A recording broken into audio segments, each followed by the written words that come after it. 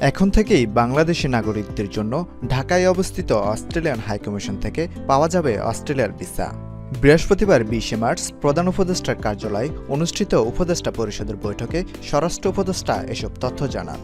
অস্ট্রেলিয়ার স্বরাষ্ট্রমন্ত্রী টনি বার্গ বৃহস্পতিবার বাংলাদেশের স্বরাষ্ট্র উপদেষ্টা জাহাঙ্গীর আলম চৌধুরীর সঙ্গে এক ফোনালাপে জানিয়েছেন, এখন থেকে ঢাকায় অবস্থিত অস্ট্রেলিয়ার হাইকমিশন থেকে বাংলাদেশি নাগরিকদের জন্য ভিসা প্রসেস করা হবে। এ সময় তিনি উপদেষ্টা পরিষদকে জানান, এই সিদ্ধান্ত অবিলম্বে কার্যকর করা হবে। প্রধান উপদেষ্টা অধ্যাপক মোহাম্মদ ইউনূস গত বছরের অক্টোবরে অস্ট্রেলিয়ার স্বরাষ্ট্রমন্ত্রী বাংলাদেশ সফরে ঢাকায় ভিসা আবেদন প্রক্রিয়া চালু করার অনুরোধ করেছিলেন। ফলে বাংলাদেশিদের আর নয়াদিল্লির মাধ্যমে ভিসা আবেদন প্রক্রিয়া সম্পূর্ণ করতে হবে না। এর আগে অস্ট্রেলিয়ায় বাংলাদেশি নাগরিকদের ভিসা নয়াদিল্লি থেকে প্রসেস করতে হতো। এখন থেকেই বাংলাদেশি ভিসা প্রত্যাশীদের জন্য এটি একটি স্বস্তির খবর। Mansur Alam, Dhaka Times today.